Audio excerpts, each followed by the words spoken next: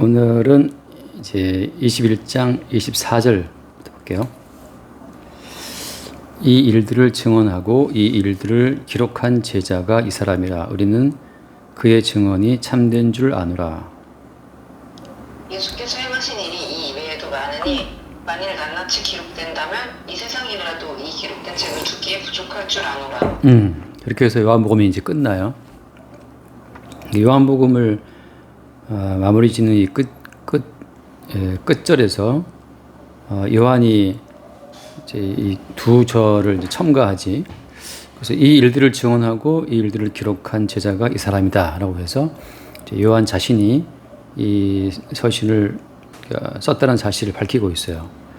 근데 이제 우리가 이제 이런 거 보면서 마지막에 이런 이야기를 끝에다가 이렇게 첨가한다는 것이 그러니까 무슨 의미가 있을까? 그리고 이제 예수께서 행하신 일이 이 외에도 많기 때문에 다 기록된다면 이 세상이라도 이 책을 두기에 못 알았다 이런 표현을 하잖아요. 그러니까 예수님이 행하신 일들이 이 외에도 엄청 많은데 그 일들을 다 기록하지 않고 지금까지 기록한 요 내용만 남겼다라고 말씀하는 것은 어떤 의미가 있는 거죠? 그러니까 우리가 세상이라는 것을 보면 우리가 어마어마한 일이 많잖아요. 세상 가운데에서. 우리나라만 해도 뭐 탄핵이 있었고 대선이 있었고 또 지금 또 뭐 특검이 있고 또 뭐 관세 협상 때문에 시끄러웠고 근데 그러니까 세상에서 뭐 일들이 뭐 끝도 없이 많이 벌어지죠. 그리고 심지어 뭐 지원인의 가정만 해도 뭐 휴가가 있었고 남편이 뭐가 있었고 아무튼 그 한 가정의 일만 해도 기록할 만한 것들이 뭐 산더미처럼 많이 있을 것이고 가정이 아니라 한 개인의 삶도 마찬가지잖아요. 한 개인의 삶도 쓰려고 한다면 정말 요한복음 몇십 배 이상 나올 거야. 한 가정만 써도. 그러니까 우리 모두가 다 각자 자기가 주인공이 되어서 자기의 이야기를 쓴다 할 것 같으면 다 뭐 회고록 몇 곳씩 나오죠. 회고록 나오고 가정사 몇 곳씩 나오고. 그러니까 그 개인의 어떤 인생에 대해서 또 가정의 역사에 대해서 국가 역사에 대해서 그러니까 인간 중심으로 풀어지는 그 모든 이야기들을 역사라고 하잖아요. 그러니까 그러니까 일정한 시간과 공간 속에 존재했던 그 인간의 이야기가 역사라 한다면 어떻게 성경이라고 하는 것은 역사의 이야기가 아니고 역사라고 하는 것을 기반으로 해서 기반은 아니지. 역사라고 하는 어떤 그런 토대 위에 하늘의 이야기들이 꽂힌 거란 말이죠. 그러니까 하늘에서 유성이 떨어져서 지상에 떨어지는 것처럼 운석이 떨어져서 근데 뭐 운석이 떨어져서 바다에 떨어져서 해일이 일어났다는 그런 식으로 그러니까 하늘의 이야기들이 지상에 떨어지면서 그 지상과의 충돌하는 과정에서 벌어진 일들을 쓴 것이 이제 성경이란 말이죠. 그러니까 하늘에서 떨어진 계시의 내용은 필연적으로 역사 자체를 이렇게 타격한다고 하는 거죠. 역사를 깨트려요. 그러니까 역사는 인간의 주인공이기 때문에 다 안락하고 평탄한 삶을 원한다고. 아무튼 이 땅 자체가 역사의 기반이기 때문에 이 땅을 점유하고 또 이 땅을 점령하고 이 땅의 권력을 점령하고 새로운 당대표가 누가 되었고 아무튼 그러니까 이 땅의 일들을 이야기하고 있는데 근데 이제 하늘에서 어떤 계시가 떨어지게 되면 이 땅을 타격을 해서 이 땅에 어떤 해일이 벌어진다든지 뭐 지진이 벌어진다든지 아무튼 이 땅 자체의 질서를 흔드는 사건이 이제 벌어지는 거죠. 그래서 그 하늘에서 떨어진 그 계시로 말미암아 흔들리고 요동치고 깨뜨려지고 박살난 어떤 인생들의 고백이 이제 요한복음에 쭉 나와 있어요. 그러니까 성경에 나온 모든 인물들은 하늘에서 떨어진 계시에 의해서 얻어맞아 가지고 하늘에서 떨어진 계시에 의해서 얻어 터져서 역사를 사는 자기의 인생이 어떻게 흔들리고 깨졌는가라고 하는 그런 무수히 많은 기록들이 성경에 나와 있는 거고 그런 것을 뭐라고 불러요? 오늘 말씀을 보니까 그 24절 말씀에 보면은 이 일들을 증언하고라고 말할 때 증언 이 증언은 어떤 증언이겠어요? 하늘에서 떨어진 어떤 계시적인 사건에 역사를 사는 인간이 휘말려서 계시를 접하고 나서 그 계시와 역사가 접하는 지점에서 발생되는 그 사건들 자체를 지금 지원하고 있다고 하는 거죠. 그래서 우리가 처음에 요한복음 1장에 보면 나왔다시피 하늘에서 역사로 떨어진 그 계시가 어떤 형태로 떨어지죠? 어떤 형태로 그 계시가 지상에 낙하를 했냐면, 그래서 요한복음 1장 14절을 한번 보면,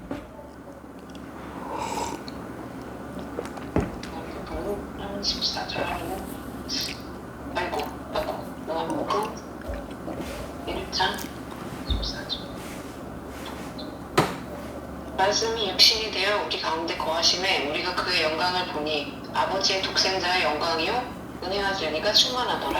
네, 말씀이 육신이 되는 방식으로 하늘에서 어떤 운석이 떨어지는 것처럼 하나님의 독생자의 영광과 은혜와 진리를 가득 품은 하나의 육신이 지상에 왔다고 하는 거죠.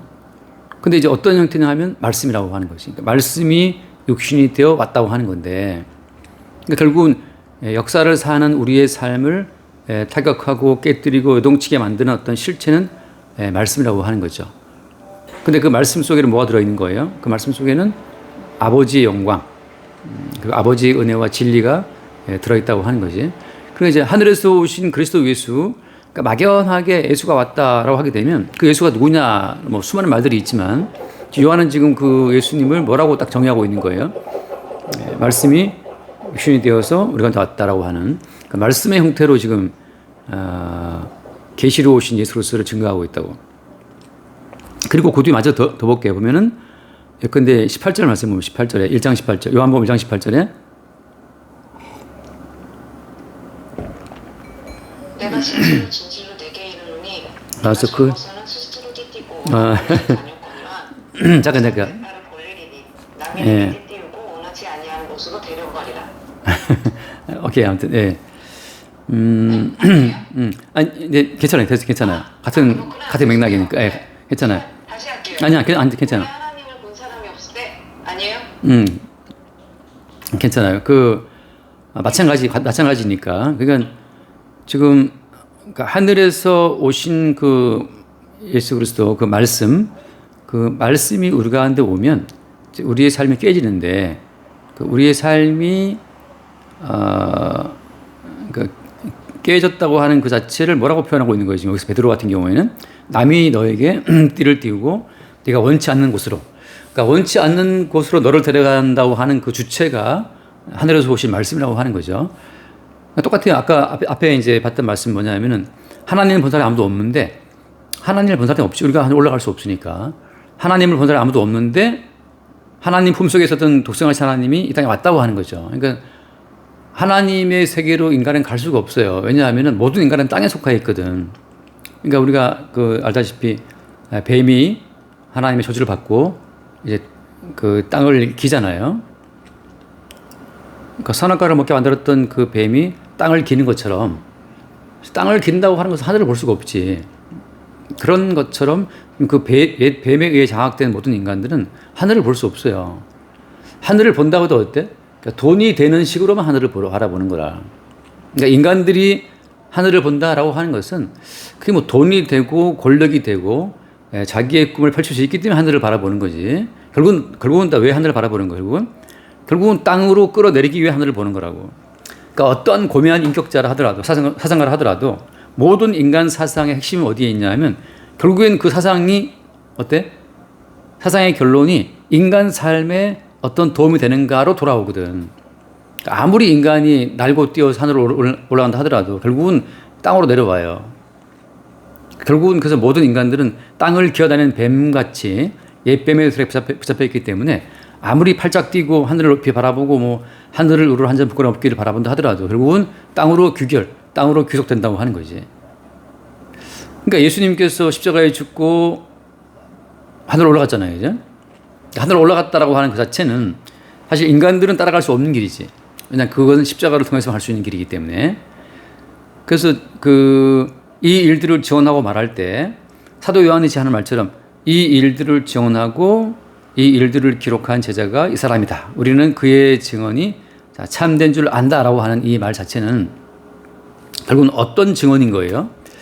자, 하늘에서 오신 말씀과 땅에 사는 인간이 만났을 때 어떻게 그 말씀이 활동함으로 말미암아 인간의 역사를 흔들어 깨우고 박살냈는지, 그러니까 깨트려진 인간 삶의 이야기란 말이지. 그러니까 이 증거는 어때요? 단순히 예수 그리스도를 증거했다고 할 때는 그건 반쪽밖에 안 되는 거야. 다시 예수 그리스도를 증거한다고 말할 때 예수 그리스도만 증거한다고 하면 그건 정확히 엄밀히 말하면 지금 아직 뭐가 부족해요. 뭐가 부족한 거야? 그 예수 그리스도에 의해서 박살나고 깨진 역사를 사는 인간의 이야기가 따라 나와줘야만 그 예수 그리스도가 참인다는 사실이 함께 증거된다고 하는 거예요. 우리가 알다시피 사도행전 그 1장 8절 말씀 기억하잖아. 성령이 너희에게 임하시면 이제 권능을 받고 1장 8절에 사도행전 1장 8절에 그 성령이 임하시면 너희 권능을 받고 그다음에 뭐 예루살렘과 사마리아와 쭉 가서 증인되리라 하잖아요. 증인되리라. 그 증인된다는 그 말은 반드시 그 증인이라는 그 말은 뭘 동반하고 있는 거예요? 예수 그리스도 자체를 증거하면 계시의 주인공으로서의 예수가 계시의 주인공으로서의 예수가 증거될 현장에 들어가서 뭐가 동반된다고 하는 거지? 그 계시의 실체이신 그리스도 예수 앞에 깨지고 무너지고 박살나는 어떤 역사의 현장이 따라와야 정상이라고 하는 거지. 잠깐 한번 말씀 읽어볼게요. 에레미야서 1장을 보면 에레미야서 1장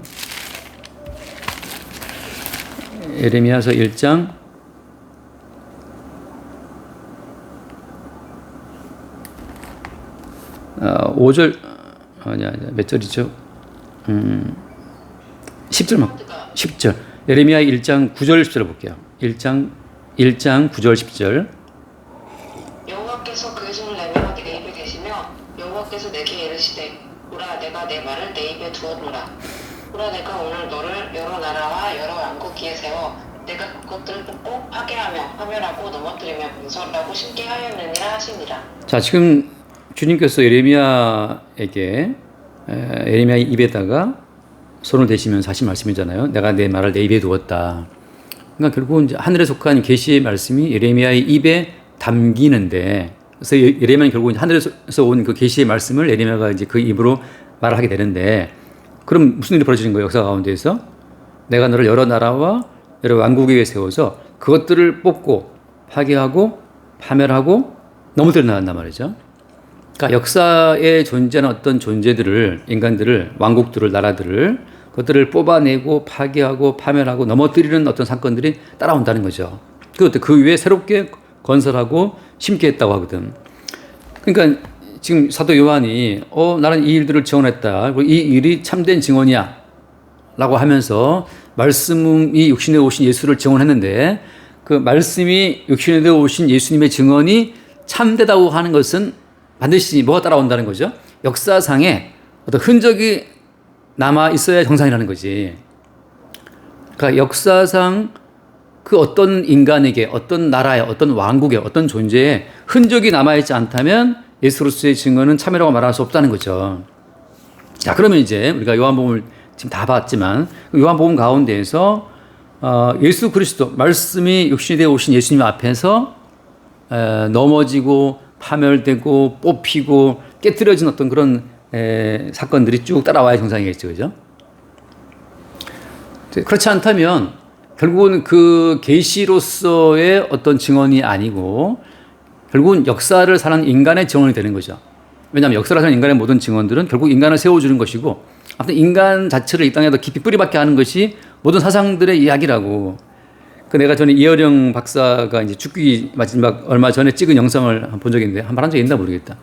근데 아주 그냥 노쇠해져 갖고 이제 곧 죽음을 얼마 앞둔 그 이어령 그 교수가 했던 말이 난 좀 살짝 좀 실망스러웠는데, 이런 거죠. 그냥 여러분 잘 사세요, 뭐 이런 얘기가 주였어. 결국은 이 땅에 어떤 희망을 두고 이 땅에 기반을 깔고 살아야 한다라고 하는 그냥 그 삶의 맹목적 당위성, 뭐 그밖에 남는 게 없어요. 하나님의 심판 앞에서 이 땅은 넘어져야 되고 뽑혀야 되고 파멸되어야 돼라고 하는. 그러니까 계시로서의 어떤 유언이 아니고 역사를 사는 한 인간의 유언인 거지. 그냥 이 땅에 뿌리박고 잘 살아라. 그 말밖에 할 게 없는 거예요. 그냥 다 땅에 속한 사람들이니까. 그래서 지금 이 사도 요한이 이 일들을 증언하고 이 증언은 참이야라고 말할 때는 반드시 그 그리스도 예수의 그 증거 앞에서 계시 앞에서 역사를 사는 그 무엇인가가 넘어지고 뽑히고 하는 사건이 따라와야 된다는 거죠.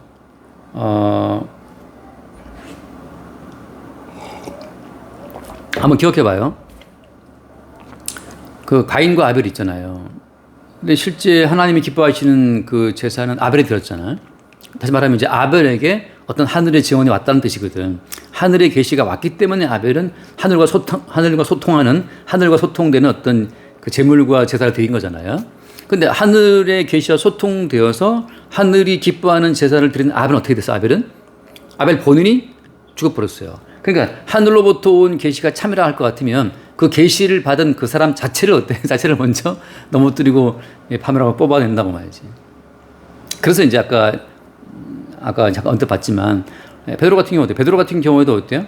그 그리스도 예수 계시의 시로신 그분 앞에서 늘 넘어지고 뽑히고 박살나는 과정 연속이란 말이지.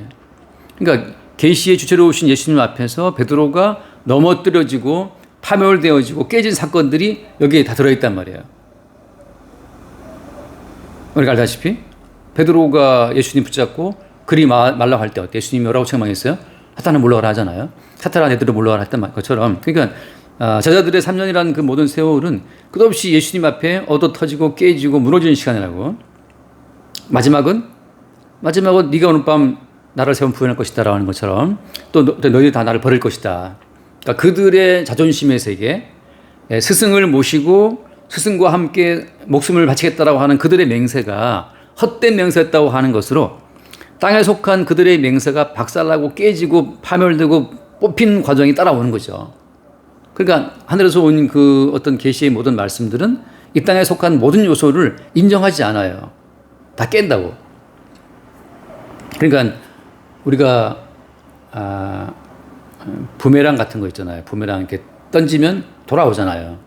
그러니까 계시라고 하는 것은 그리스도 예수가 이제 계시의 실체이신데 아무튼 그리스도 예수의 그 모든 말씀이 육신이 되어 우리 가운데 거하심에 하는 말씀처럼 그리스도 예수의 그 모든 계시로서의 말씀은 우리를 넘어뜨리고 파멸하고 깨뜨린 다음에 어때?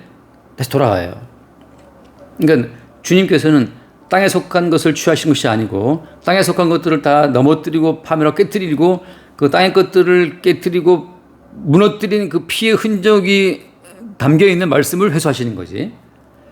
역사를 무너뜨리고 파멸한 그 피 묻은 말씀을 회수하시는 것이 그게 이제 하나님께서 계시로서 일하시는 어떤 방식이라고 하는 거예요. 한번 요한계시록을 볼게요. 요한계시록을 보면 요한계시록 19장을 잠깐 보면 19장인가 최근에 본 말씀인데 요한계시록 19장 15장이요? 19장 13절 말씀 봅시다. 또 그가 피 뿌린 옷을 입었는데 그 이름은 하나님의 말씀이라 칭하더라. 이게 이제 예수님 말씀하는 건데 예수님께서 피 뿌린 옷을 입었다는 이 피라고 하는 것이 어떤 피냐라고 이제 약간 썰들이 있지만 이 피는 땅 자체를 심판하는 피거든요. 땅에 속한 자들을 심판하고 밟아서 땅에 속한 자들이 그 심판을 받고 깨지면서 나오는 그 피 자체가 이제 묻은 거지. 다시 말하면 예수 그리스도는 여기 말씀하신 어때요? 그 이름은 하나님의 말씀이라고 하잖아요. 하나님의 말씀인데 어때? 무슨 옷을 입고 있어?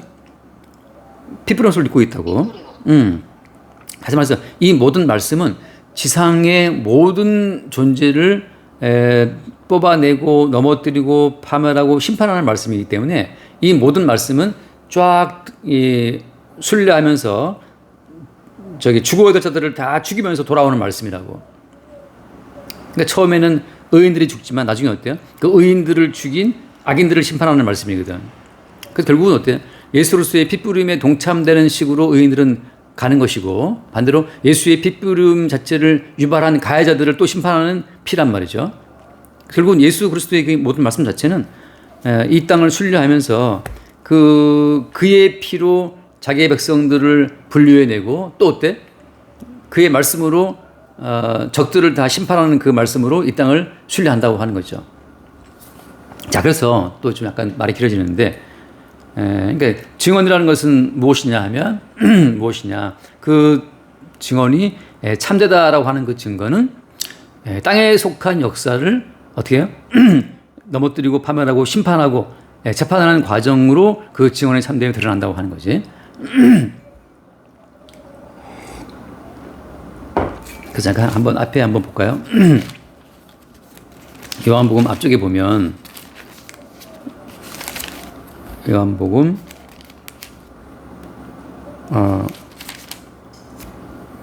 우리가 3장을 잠깐 보고 요한복음 3장 18절 말씀을 보면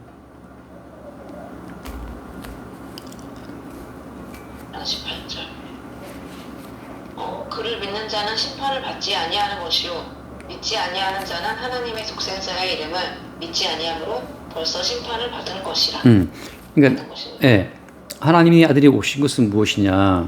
결국 심판하기 위해 오신 건데 결국 주님께서 가시는 곳에 그러니까 하늘에서 온 계시의 말씀의 주체로서의 주님께서 이 땅을 순례하시면서 계속 분류하고 심판하는 작업을 진행한다고 하는 거죠.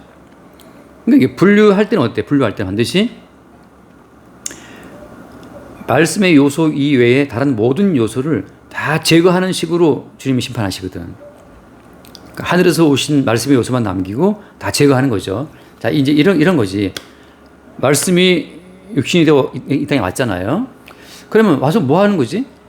심판할 때 심판의 근거는 뭐냐 하면 그 말씀의 요소 이외에 다른 요소를 다 축출하고 이게 제거하는 식으로 지금 이 말씀 자체가 이 땅을 순례하고 있는 거라고. 근데 그런 과정에서 누구도 포함돼요, 거기서? 요한을 포함한, 베드로를 포함한 가까이 있는 모든 자들부터 시작되는 거예요, 이게. 그래서 그들부터 먼저 그들 내부에 말씀 위의 요소가 다 뽑혀나가는 과정에 따라온다는 거죠. 그러니까 사실은 가까운 곳부터 심판이 진행이 되면서 거기에서 어때요? 말씀의 어떤 그 순전함만 나타난다고 하는 거지. 우리가 알고 있지, 잠깐. 레위기 10장 말씀 알잖아요. 레위기 10장 1절에 보면 그 아론의 아들 가운데 첫째, 둘째 아들이 있잖아. 나답과 아비후가. 레위기 10장. 근데 나답과 아비후가 죽어버려요. 다른 불지다가. 그래서 2절 말씀부터 봐요. 2절 말씀부터. 불이 여호와 앞에서 나와 그들을 삼킴에 그들이 여호와 앞에서 죽은지라. 자, 하나님이 참된 하나님이 할 것 같으면 이거 죽어야 돼요. 그러니까 죽음 자체가 이게, 그러니까 그 말씀은 참되고 그 하나님은 참된 하나님이라고 말할 때는 살려주는 하나님이 참된 것이 아니라 이게 죽이는 하나님이 참된 하나님이라고. 그러니까 그리스도 예수의 그 모든 말씀 자체가 참된 말씀이라면 반드시 그 말씀 앞에서 누가 죽어야 돼요. 왜냐하면 이게 죽지 않고 오히려 이 땅에 살아있음을 긍정해 준다 할 것 같으면 그건 땅에 속한 신이고 땅에 속한 영이라. 하늘에서 오신 참된 계시의 말씀은 이 땅에서 분류 작업을 하시면서 죽인다고. 그 다음 하신 말씀이 그거예요. 3절 말씀, 3절 거기 레위 10장 3절. 제가 아론에게 이르되 이는 여호와의 말씀이라. 이르시기를 나는 남을 가까이 하는 자 중에서 내 거룩함을 나타내겠고 온 백성 앞에서 내 영광을 나타내리라 하셨느니라. 그러니까 잠잠하니. 그러니까 하늘에 계신 그분 자체가 이 땅에 올 때는 주님의 거룩함을 갖고 지금 이게 지금 성전 사건이기 때문에 자, 성전 자체는 지금 실제가 예수님이잖아요. 나중에 이제 말씀으로 오실 예수로서를 보여주는 하나의 대표적인 사건이라고 지금 이게 성전에서 다른 불 들이다가 지금 아론의 아들 둘이 죽은 거니까. 그러니까 예수님 앞에서 다른 어떤 정성을 가지고 베드로처럼 주님 내 목숨 바칠게요라고 그 다른 불인데 그게 다른 정성, 다른 열정, 다른 불을 들이면서 깜짝 때리다가 어때? 사탄아 물러가라 말 듣는 거죠. 나를 버린다. 그러니까 결국은 그 말씀으로 이 땅에 오실 예수로서 보여주는 하나의 모형으로서 지금 하신 말씀인데, 이는 여호와의 말씀이라. 이르시기를 나는 나를 가까이 하는 중에서 내 거룩함을 나타내겠다. 그러니까 주님의 거룩함, 하늘에 속한 그분의 거룩함이라고 하는 것은 땅의 모든 거룩지 않은 것들을 심판한다는 사실을 보여주면서 터진 사건이란 말이죠. 그러니까 이런 계시적인 사건이 어때? 계속 말씀 앞에서 터지고 있는 거라고. 그러니까 만약에 우리가 이 말씀을 대할 때 참된 계시의 말씀으로 성경을 대한다면 말씀을 어떻게 대할 때마다 나는 사실 이게 죽어도 마땅한 자라는 사실이 늘 확인되는 거죠. 하나님의 거룩한 법에 설 수가 없구나. 이게 죽어야 마땅하구나. 사실은 오늘 부도가 나고 오늘 망해야 되고 욥의 10명의 아들 다 죽었잖아요. 그죠? 지금 아론도 지금 첫째, 둘째 죽었거든, 이게 지금. 그러니까 이게 지금 죽음 사건이 질비하다고 지금. 아론은 어떻게 키운 아들인데 죽어버렸어요. 그러니까 아론의 두 아들 장남 찾아가 죽어나가듯이 욥의 10명의 아들 죽어나가듯이 이게 우리가 말씀 앞에 서면은 다 죽어야 되는 자네. 우리의 딸도 죽어야 되고 아들도 죽어야 되고 나도 죽어야 되고 다 죽어야 되는 거지. 그러니까 마땅히 죽어야 되는 그 죽음 사건을 일으키는 것이 바로 무엇이냐 하면 하늘에서 오신 계시의 말씀이라고 하는 거죠. 그러니까 어떻게 보면 참 이 증언 자체는 야, 너희들이 살아라 하는 것이 아니고 니들은 다 어때? 죽어야 될 자들이라는 사실을 선포하는 이 자체가 하늘에서 오신 그 말씀의 핵심이라고 심판하는 기능을 하고 있는 게 계신 거기 때문에. 근데 왜 안 죽지? 근데 왜 안 죽냐 하면 어때요? 왜 안 죽냐라고 할 때 어때? 그때 뭐가 나오는 거야 이제? 그때 마땅히 죽어야 될 자들의 죽음을 대신한 이제 어린 양 예수 그리스도가 나오는 거죠. 그래서 세례 요한이 예수를 딱 봤을 때 뭐라고 처음에 보자마자 선포했어요? 야, 십자가를 지고 가는 어린 양이요? 십자가를 지고 가는 어린 양? 세상 죄를 지고 가는 하나님 어린 양? 세상 죄를 지고 가는. 그러니까 세상 죄를 지고 간다. 그러니까 죄를 가져간단 말이지. 테이크 어웨이인데. 그러니까 그 죄가 어린 양에게로 넘어가지 않으면 죽는 거예요. 그 지금 나답과 아비후는 죽었고 그 3번, 4번 아들이 이제 엘레아살과 이다말인데 맞나? 엘레아살과 이다말은 살거든요. 그 말은 뭐냐면 하나님은 아론의 4아들 가운데서 1번, 2번은 죽였다고 3, 4번은 살리시고 근데 1번, 2번은 죽어버렸고 3, 4번이 사는 것은 그들이 사는 것은 왜 사는 거예요? 그들이 사는 것은 그들의 죄를 테이크 어웨이 그들의 죄를 가져가신 어린 양 때문에 사는 거라고. 그러니까 성경에 나오는 그 모든 사건들은 반드시 항상 마땅히 죽어야 함에도 불구하고 마땅히 죽어야 될 자를 대신 가져가신 어린 양으로 산다고 하는 그 새로운 차원의 생명이 또 따라 나온단 말이지. 그래서 아까 예레미야서 아까보다 뒤에 안 봤지만 그러니까 예레미야에 했던 말씀이 그거죠. 내가 내 말을 예비에 두었다. 네가 뽑아내고 파괴하고 뭐들인다 했는데 그때 뭐라 했어요? 그 뒤에 나온 것이 심고 건설한다. 심고 건설한다 하거든. 그러니까 앞에서는 뽑아내고 파괴하고 그 다음에 심고 거둔다는 그 말은 무슨 말이에요? 그때는 이제 어린 양이 모든 죄를 가져가신 그 이후에 어린 양의 살과 피로 인해 세워질 것들을 말씀하고 있는 거거든. 그러니까 우리의 삶 자체가 날마다 파괴되고 파멸되어 망하고 나가고 나서 새롭게 지금 존재하고 있는 거지. 새롭게 세워진 거고 건설된 거예요. 지온이가 있다면 지온이는 나답과 아비후처럼 원래 죽어야 될 아이인데 엘리야서와 이다말처럼 살아있다고. 왜 살아있지? 보면 그 사이에 뭐가 있는가? 그 사이에 어린 양이 모든 죄를 가져갔다라고 하는 어린 양의 그 어떤 작용이 십자가의 작용이 거기 들어있다는 사실을 말하고 있는 거죠. 그래서 지금 요한이 말하고 있는 우리가 이 증언을 말할 때 우리가 이 일들을 증언하고 있다 말할 때는 이 증언 자체는 항상 여기 뭘 깔고 있냐면 요한 자체도 사실은 하나님의 진노의 심판 가운데 죽어야 될 자라고 하는 것을 깔고 있는 거예요. 근데 왜 지금 이 증언을 하고 있는 거야? 지금 살아있음 자체는 이거 테이크어웨이 우리의 죄를 가져가신 어린 양으로 살고 있다는 사실을 증언하고 있는 거지. 그래서 우리가 알다시피 뭐 그잖아요. 그 두 강도의 사건. 두 강도 같은 경우에도 똑같이 예수님 좌우에 있었지만 똑같은 강도였고 살인자였지만 한쪽은 살고 한쪽은 죽잖아요. 유일한 차이는 하나밖에 없어. 죽어 마땅한 그 죄인됨을 인정하고 그의 죄를 가져간 어린 양을 바라보는 자와 살아 마땅함을 고백하면서 살아 마땅한 자의 구원을 요청했던 강도는 죽는 거지. 그러니까 이런 일을 당하는 것이 마땅하다라고 말하는 그 죽어 마땅함을 고백하고 예수를 바라보는 자는 영생에 들어가는 거고 살아 마땅하다, 구원돼 마땅하다를 말하고 있는 자는 죽는 거죠. 그래서 지금 돌아와서 그래서 그 참이다. 우리는 그의 증언이 참된 자 안다고 말을 할 때는 그 참된 증언 자체는 왜 아냐 하면 예수를 따라갔던 12명의 사도 요한을 포함해서 그들이 늘 예수님 앞에서 얻어맞고 깨지고 뽑히고 파멸됐기 때문에 아는 거죠. 마지막엔 다 도망치고. 그래서 그들의 인간적인 모든 삶 자체가 다 깨져버렸어요, 지금. 인간적인 삶 자체가 다 깨져버린 상태에서 어때? 다시 주님이 심고 다시 주님이 건설하는 과정으로 동원된 자들이지. 그게 바로 뭐냐면 아까 봤던 것처럼 남이 내게 띠를 띄우고 원치 않는 것을 해간다는 그 말씀이에요. 이제 주님이 뜻대로 우리 가운데 심고 그다음에 건설하시는 거죠.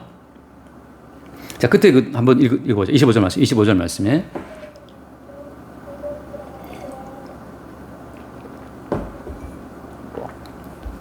예수께서 행하신 일이 이 이외에도 많으니 만일 낱낱이 기록된다면 이 세상이라도 이 기록된 책을 두기에 부족할 줄 아노라.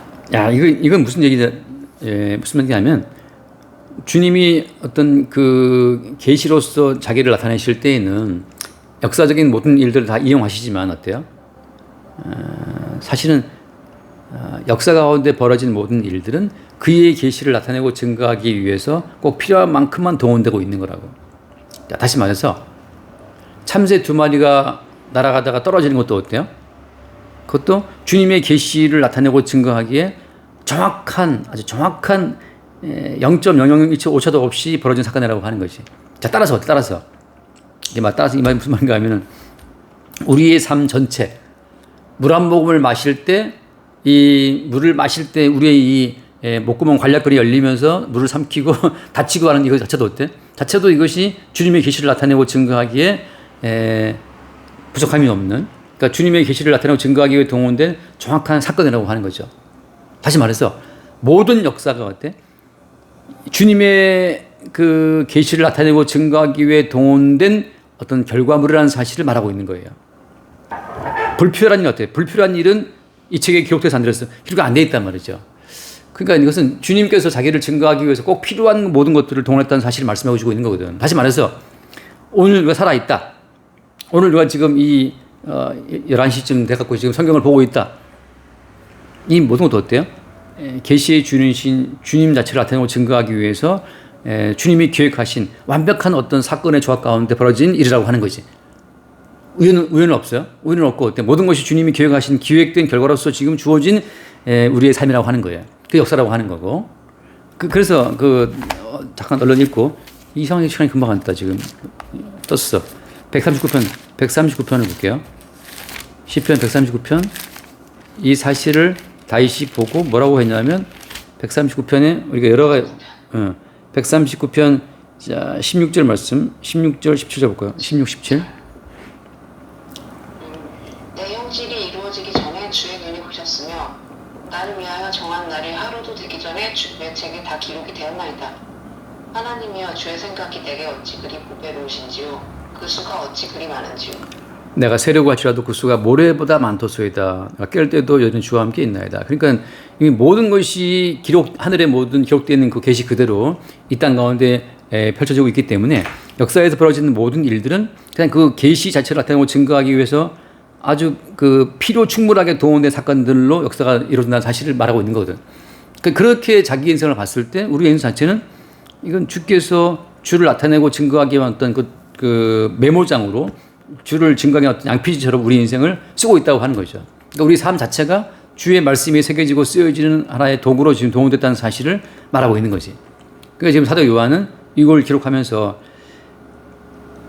이 외에도 엄청나게 많이 있지만 이것만 딱 기록한 것은 주께서 이것만 기록하도록 완료되도록 충분하게 했다는 사실을 말씀하고 있는 거거든.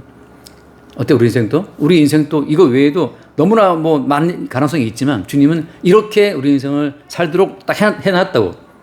그러니까 이제 있어도 사실은 장관 물만 올라갈 수도 있고 국회의원 할 수도 있어. 할 수도 있는데 주님이 다 모든 걸 가능성을 다 지우고 딱 이렇게 딱 하나의 엄마로 묶어놨다고 이게. 근데 어때 그 자체가 어때요? 자체로서 충분하다고. 이제 그렇게 계시의 어떤 도구와 계시의 어떤 열매와 결실로서 존재한다는 사실, 그 사실만 남기고 나머지를 매일 털어내는 작업, 나머지를 매일 털어내고 뽑아내고 김매듯이 말이죠. 뽑아내고 파괴시키고 넘어뜨리는 그 작업이 끝없이 어떤 말씀의 주인공으로 오신 예수님의 지금도 행하신 일이라고 하는 거죠. 그래서 남이 너에게 띠를 띄우고 데려갈 거야 원치 않은 곳으로. 그건 어떤 목적지인 거예요? 주께서 이미 그 창세전에 계획해 놓으신 완벽한 언약의 자체를 이루기 위한 과정으로 그렇게 우리를 원치 않은 곳으로 데려가고 있다고 하는 거죠. 그런 점에서 이제 이 땅의 모든 일들은 뭐 하나 불평한 원망할 것도 없이 계시의 주인공이 주님께서 이루시는 그 결정체로서 지금 존재한다는 사실. 그 뭐 김일성에는 뭡니까? 김정은에는 뭡니까? 푸틴은 뭡니까? 모든 것이 다 어때요? 그냥 계시의 어떤 결과물로 이 땅에 벌어지는 사건이라는 자체. 거기서 이제 택한 백성은 뭘 바라보는 거냐면 끝없이 십자가의 사건을 바라보는 것이고, 그렇지 않은 자들은 어때요? 땅에 속한 자가 되어서 뱀과 함께 땅을 기다가 가는 거지. 이거 다음 주에 한번 요한복음 좀 한 번 더 마무리합시다. 시간이 갔다. 오케이, 일단 여기까지 잡시다 오늘은. 예. 하나님 아버지, 저희의 모든 인생이 주님께서 주님의 계시를 증거하시는 모도로 사용됨을 믿습니다. 저희 인생의 모든 일어난 곳에 주님을 증거하고 바라볼 수 있게 인도해 주세요. 주 예수 그리스도 이름으로 기도드렸습니다. 주님 감사합니다. 날마다 주의 말씀 앞에 뽑히고 또 파괴되고 넘어지고 무너지는 삶을 살게 하시고, 날마다 주의 말씀으로 새롭게 심겨지고 또 건설되는 삶을 살게 하여 주옵소서. 주께서 주의 뜻을 위해 우리 인생을 뜻대로 사용하실 것을 감사함으로 수용하며 우리 주 예수 이름으로 기도드립니다. 아멘.